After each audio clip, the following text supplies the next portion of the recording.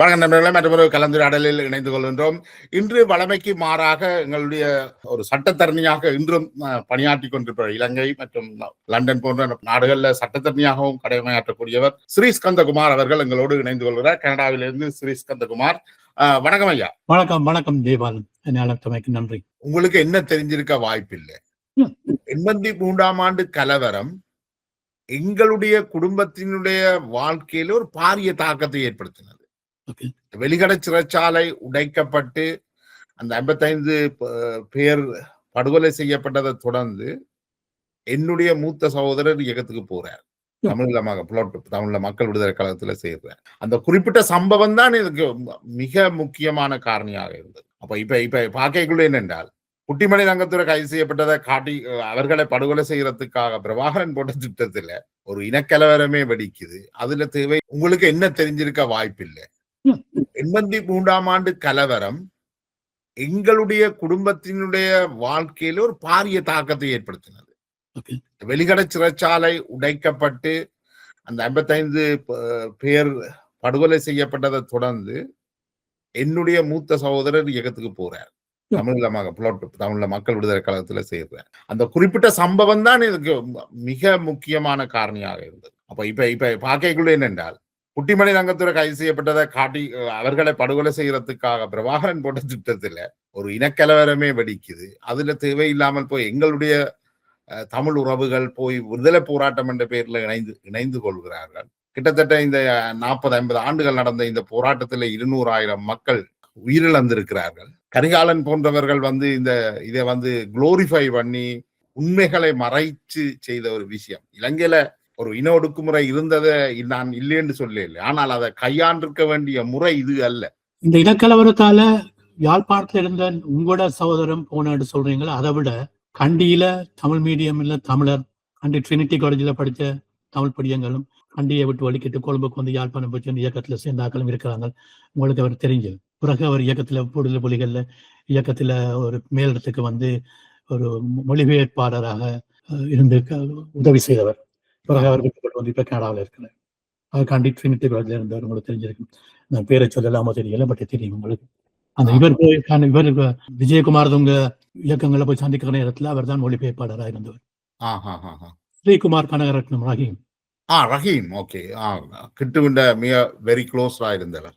அவர் ஏன் போனவர்னா இந்த கலவரத்தால அவர் அங்கே ட்ரினிட்டி இருந்திருந்தால் இன்றைக்கு இந்த விடுதலை போராட்டத்துல நாங்கள் கட்டின கதைகள், நாங்கள் சொல்ற இந்த மித்துகள் எது உண்மை எது பொய் என்றே தெரியாத அளவுக்கு உண்மையிலேயே இந்த விடுதலை போராட்டத்தினுடைய இந்த தோல்வி, அது விடுதலை போராட்டம் என்று சொல்லலுமா தெரியல எனக்கு. இந்த ஆயுத குழப்பத்தினுடைய தோல்வி அது ஆரம்பிக்கப்பட்ட அந்த நாள்லயே எழுதப்பட்டுதுன்னு நான் நினைக்கிறேன்.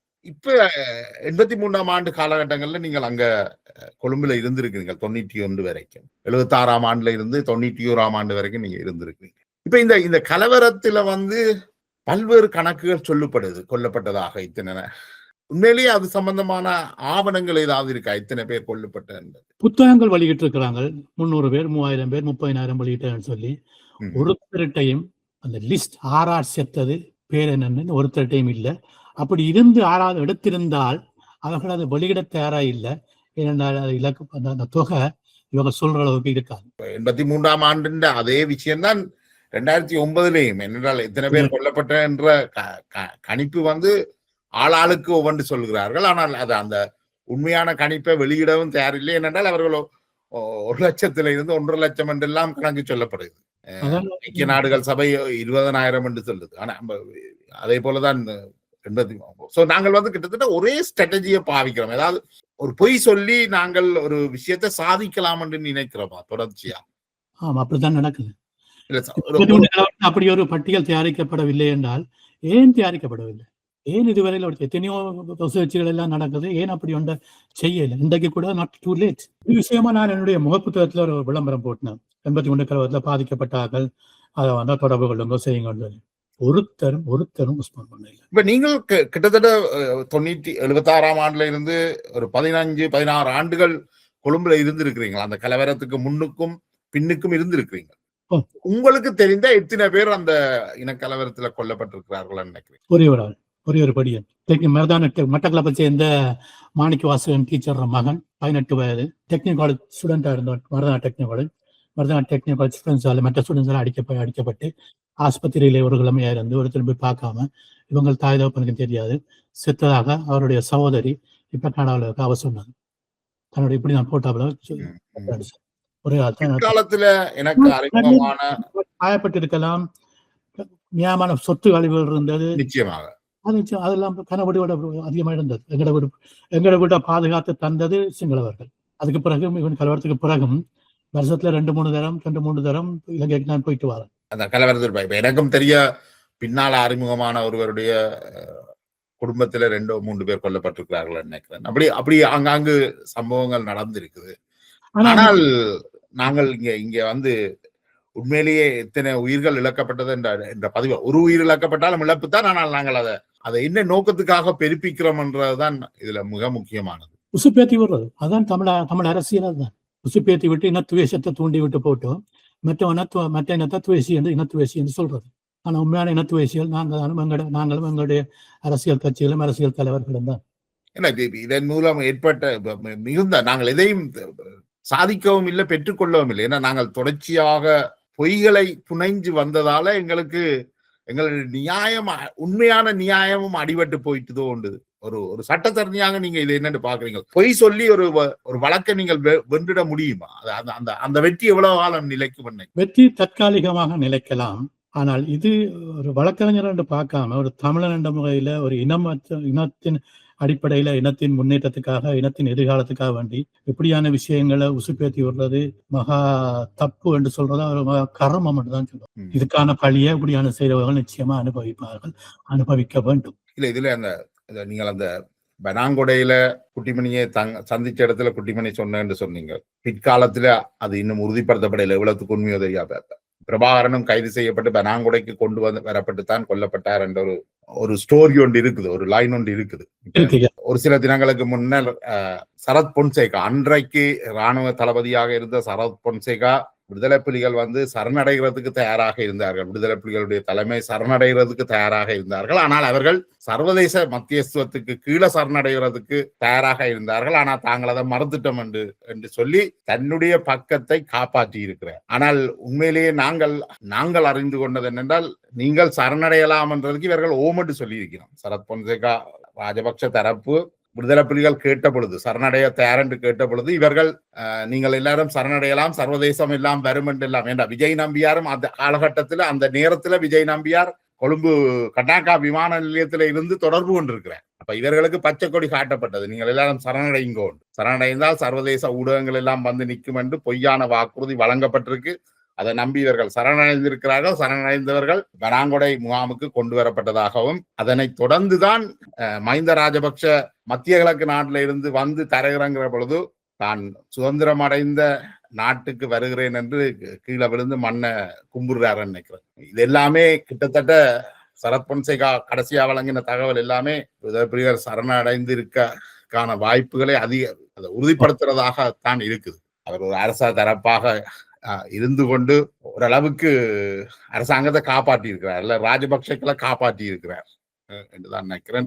இயற்கை, இப்ப எனக்கு கடவுள் நம்பிக்கை பெருசா எதுவும் இது கிடையாது. ஆனால் இயற்கை வந்து தன்னுடைய என்ன சொல்றது, நினைக்கிறேன் இதை பார்ப்பவர்களுக்கும் இதை விளங்கிக் கொள்றதும் கிரகிச்சு கொள்றதும் மிக கஷ்டமாக இருக்கும். ஏன்னா கிட்டத்தட்ட ஒரு 40 ஆண்டுகளா, 40 இல்ல 40-45 ஆண்டுகளாக தாங்கள் நம்பின ஒரு விஷயம் கேள்விக்குள்ளாக்கப்படுறதுன்றது வந்து அதை என்ன சொல்றது, மீட்டுக் கொள்றது. எங்களுக்கே விமர்சனம், விடுதலை புலிகள் மீது விமர்சனங்களை வச்சிருக்கக்கூடிய எனக்கே கொஞ்சம் ஆச்சரியமா என்ன, குட்டிமணியோட சந்தித்த ஒருவர் வந்து அந்த விஷயத்தை சொல்றாருன்னு.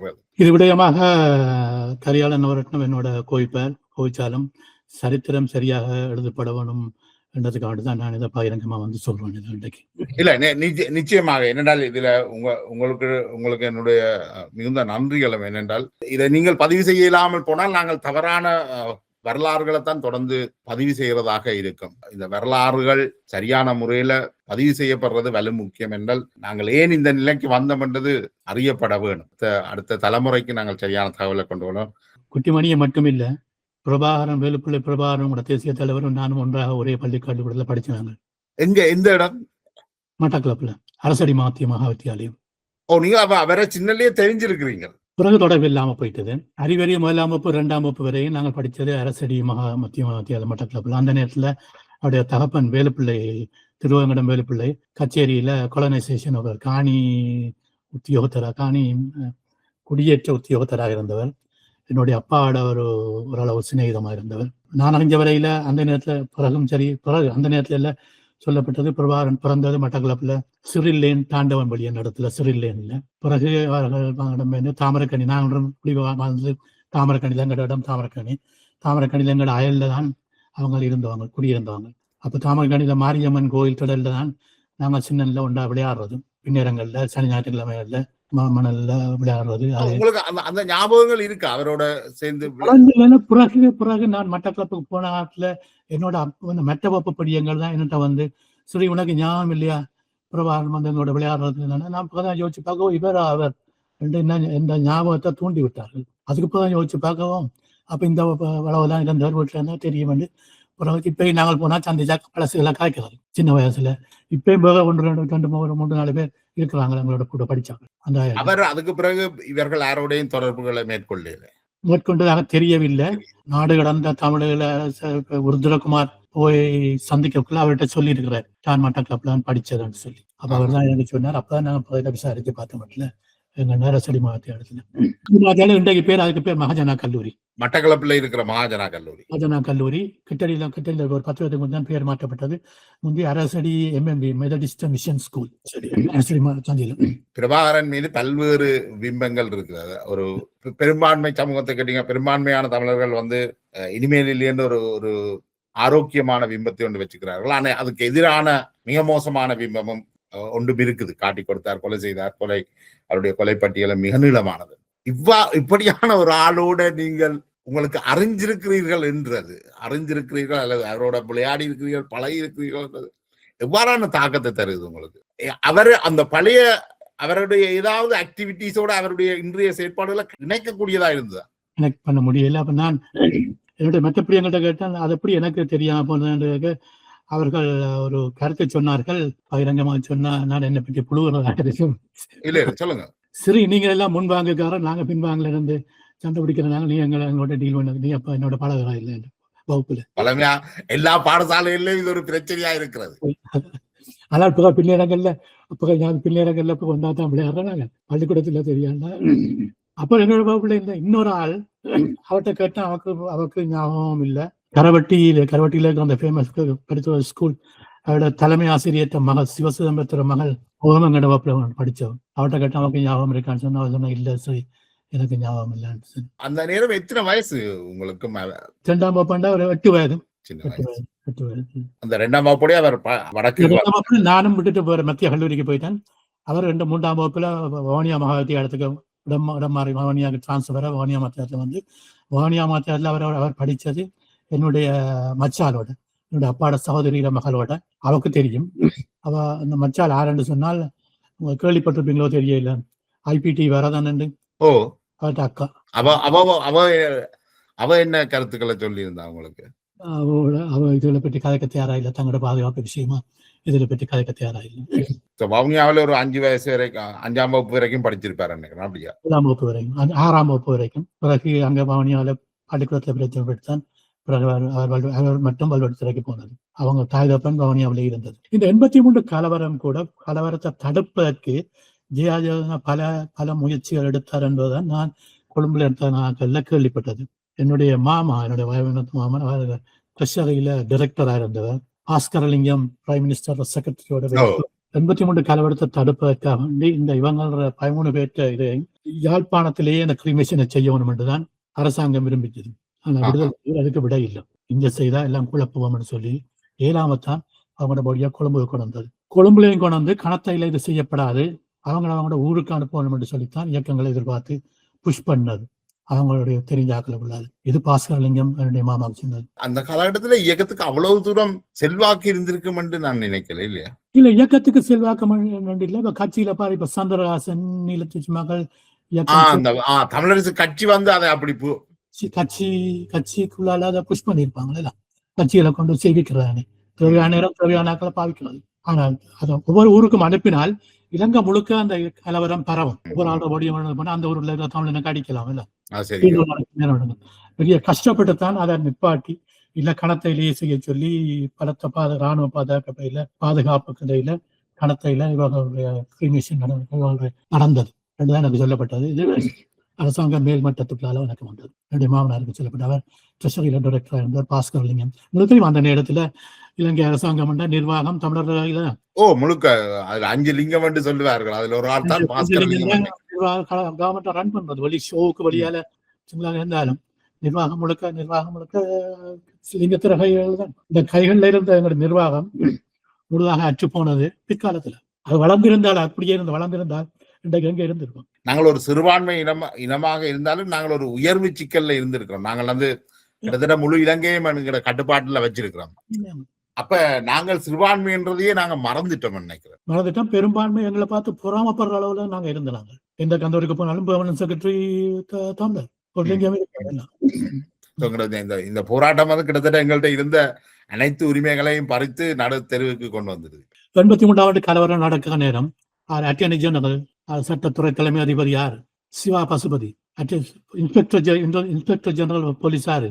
ருத்ரா ராஜசிங்கம். சீஃப் ஜஸ்டிஸ் யாரு? காரணரை சேர்ந்த சர்வானந்தா. அப்ப chief justice, attorney general, inspector general police, prime minister secretary, எல்லா மினிஸ்டர் செக்ரட்டரி எல்லாருமே தமிழாக்கள். ஆனா ஒரு கேள்வி வரலாம், அப்படியும் இருந்து கலவரம் நடந்ததே நடந்தது. ஆனால் அந்த கலவரத்தை 2-3 நாள் அடக்கக்கூடிய இருந்தால் அவர்கள் இருந்தபடியாத்தான். விட்டால் கலவரம் மாதக்கணக்கா போயிருக்கு. மக்கள் எழுச்சி என்று வரக்குள்ள எதையும் அடக்க முடியாது. அறகலைய நேரத்துல கோதபாய ராஜபாக இல்லாத அதிகாரமா இருந்தும் அறகலைய நடந்ததுதான். 2 நாள் போனதுதான். ஏன்னா மக்கள் எழுச்சி அதுதான் 83 கலவரம்.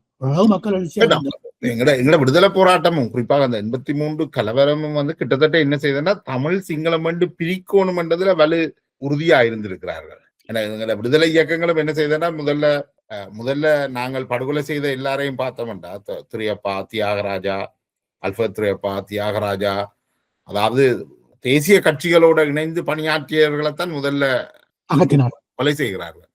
அப்ப கிட்டத்தட்ட நீங்கள் அந்த பிரிவினையை நீங்கள் ஏற்படுத்தணும் என்றது வலு தெளிவாகத்தான் அது செய்யப்பட்டிருக்கு.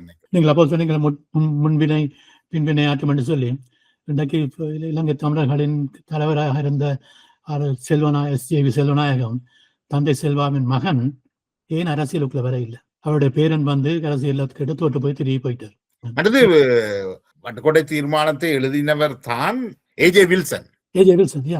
அவர் தான் பயங்கரவாத தடைச்சட்டையும் எழுதி இருக்கிறார். ஏ.ஜே. வில்சன் ஆக்கள் என்றால் அவர்களுக்கு இந்த தேசிய உணர்வு அப்படி என்ன ஒன்று இல்லை. சொன்ன வேலையை செய்யறது, அதை கேட்ட பணத்தை பெறுறது. நான் இந்த கனடாவுக்கு சட்டக்கல்லூரி போனது ஏ.ஜே. வில்சன் இந்த நியூ பிரன்சிக் பல்கலைக்கழகத்துல, நியூ பிரன்சிக் சட்டக்கல்லூரியில நான் இங்க கனடாவில் குவாலிஃபை பண்ணேன். அந்த நேரத்துல நியூ பிரன்சிக்ல யூனிவர்சிட்டி நியூ பிரன்சிக்ல ஏ.ஜே. வில்சன் இருந்தவர். அப்ப நான் அவரோட பல கடைகள் தொடர்பு கொண்டு போன்ல கேட்கிறேன். அரசியல் ஒரு பெருமையா சொன்னார். என்ன சொன்னார்?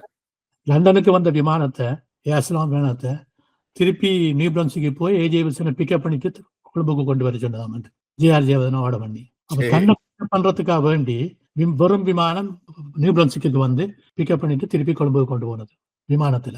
அந்த பயங்கரவாத தடைச்சட்டத்தை எழுதுறதுக்கா என்ன அவ்வளவு கெரியா தேவைப்பட்டது.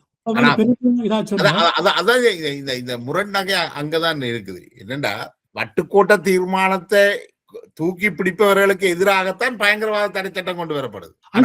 ஒருவர் தான் எழுதுற சட்டத்தரணி என்ற முறையில சொன்னதை செய்துட்டு காசு பண்றதுதான் சட்டத்தணியிற வேலை. ஒரு கான்ஃபிளிக்ட் என்பது ஒரு முரண்பாடு இருக்கக்கூடாது. ஆனால் கெட்டித்தனம் இருந்தால் யாரும் அதையும் செய்யலாம். இல்ல அதை பகுத்தறிகிற உணர்வு ஆயுதத்தை தூக்கின எங்களுக்கு இருந்திருக்க வேணும். எங்களுக்கு அது இல்லை. ஏன்னா ஆயுதம் தூக்கினார்கள் இப்படியானதான். ஏ.ஜே. வில்சனும் செல்வநாயகத்துக்கு மிக நெருக்கமானவர் நினைக்கிறேன். ஏ.ஜே. Wilson very close. புறங்க என்றால் ஏ.ஜே. வில்சனுடைய மனைவி செல்வநாயகத்துடைய மகளா? இஎம்பி நானாண்ட மகளா? நெருக்கமான குடும்ப உறவுடைய ஏ.ஜே. வில்சன் மகள் தான் சந்திரதாசன் வைஃபா. அப்படியா இருக்கலாம். இப்ப என்னென்றால் 2026 மார்ச் 15 வந்து வட்டுக்கோட்டை தீர்மானத்தை மீளுருவாக்கம் செய்யணும் என்று சொல்லி விடுதலை புலிகள் என்ற ஒரு பிரிவு தமிழ்நெட் ஜெயச்சந்திரன் அவர்கள் அதை முன்னெடுக்கிறார். வட்டுக்கோட்டை தீர்மானத்தை மீளுருவாக்கம் செய்ய 200,000 பேர் இறந்த பிறகு திருப்பியும் இந்த வட்டுக்கோட்டை தீர்மானம் இன்னொரு ஓட்டத்தை எடுக்க யோசிக்குது.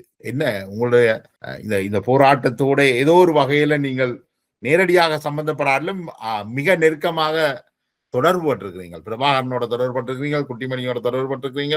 200,000 பேர் இறந்தது நீங்க சொல்றீங்க. உங்களுக்கு ஏன் அந்த 200 கோடி நாங்க உழைச்சனாங்க தெரிய வருது இல்லை. I friend you friend money no friend. இவ்வளவு கோடி உழைப்பா எத்தனை பேருக்கு தந்திருக்க, எத்தனை பேர் உலகம் முழுக்க பரவி கோடீஸ்வரர் ஆகியிருக்காங்க. அந்த உழைப்பை விட்டு கொடுக்கலாமா? மூடர்கள் இருக்கும் வரையும் உங்களுக்கு உழைப்பு இருக்கு. இந்த சின்ன சின்ன தொழில் செய்கிறார்கள் தங்களுடைய மாத சம்பளத்தில் சின்ன சம்பளத்தில் ஒரு தொகுதிய இயக்கங்களுக்கு இந்த பொடியானதுக்கு அனுப்புவதற்கு இன்னமும் தயாராக இருக்கிறார்கள். இதுல உண்மையிலேயே என்னுடைய சொந்த சகோதரன் புலோட் அமைப்புல போயிருந்தவர், என்னுடைய ஒன்றுவிட்ட சகோதரம் விடுதலை புலிகள்ல போயிருந்தவர், என்னுடைய மாமன் மச்சான் மருமக்கள் விடுதலை புலிகள்ல நிறைய பேர் போய் இறந்திருக்கிறார்கள். இவர்கள் இதையும் உழைக்கல. ஆனால் இவர்களுடைய உயிரிழப்புல ஒரு பெரிய கோடீஸ்வரர்கள் நாடு முழுக்க உலகம் உருவாகி இருக்கிறார்கள். உலகம் முழுக்க உருவாகி இருக்கிறார். உண்மையிலே சொல்றாங்க யுத்தம் is a very profitable business. எங்களுடைய நாட்டிலையும் எங்களுடைய சமூகத்திலையும் அது உண்மையாகித்தான் இருக்கு. அது ஒரு கட்டித்தனம் என்று நீங்க சொன்னீங்கன்னு சொன்னால் அந்த விதத்துல எங்களால் வேலை கட்டிக்காரன். இந்த யுத்தத்திலையும் உயிரிழப்பிலையும் கோடீஸ்வரன் ஆனது அவர்களுடைய கட்டித்தனம் தான். ஆனால் கால் இல்லாமல் கை இல்லாமல் இன்றைக்கும் படுக்க புண்ணோட சாப்பாட்டுக்கு வழி இல்லாமல் இருக்கிறது அவர்கள் செய்த பாவம். அந்த கர்மத்தை போக்கலாம் சொல்ல நினைப்புல தான் இன்றைக்கு எங்கட ஊர்ல சரி உலகம் முழுக்க சரி இந்த சைவ கோயில்கள்ல சனங்கள் நிரம்பி வழியுது. ஏன்னா அங்க போய் கும்பிட்டா எல்லாம் போயிடும் நினைக்கிறாங்க. ஒரு நீண்ட உரையாடல் மட்டும் இல்ல, இது ஒரு எங்களுடைய நம்பிக்கைகளை எல்லாம் ஒரு புரட்டி போட்ட ஒரு உரையாடல் என்று நான் நினைக்கிறேன். இது உங்களுடைய நேரத்தை ஒதுக்கி எங்களோட மிக வெளிப்படையாக இந்த கருத்துக்களை முன்வைத்தமைக்கு மிக்க நன்றி ஸ்ரீ ஸ்கந்தகுமார் ஐயா. என்னை பழச்சி நீங்க விஷயமா கேட்டதுக்கு நன்றி. நான் எனக்கும் இந்த விஷயங்களை மக்களுக்கும் சரியாக எனக்கு தெரிஞ்சதை இந்த மக்களுக்கும் வைக்க வேண்டிய ஒரு கடமை எனக்கு இருக்கு என்றதை கனகாலமா யோசிச்சு கொண்டு வந்தாங்க. ஏன்னா இது சரித்திரம் சரியாக தெரிய வேணும். மக்கள் நம்புறார்களோ ஏற்றுக்கொள்றார்களோ அது அவர்களோட விருப்பம். ஆனால் சரித்திரம் எங்கேயோ இடத்துல எழுதப்பட்டிருக்கின்ற ஒரு காலத்துல யாராவது சொல்வார்கள் என்று நான் நம்புகிறேன். அப்படியான ஒரு தந்ததுக்கும் நானும் உங்களுக்கு கூட கடமைப்பட்டிருக்கேன். நன்றி.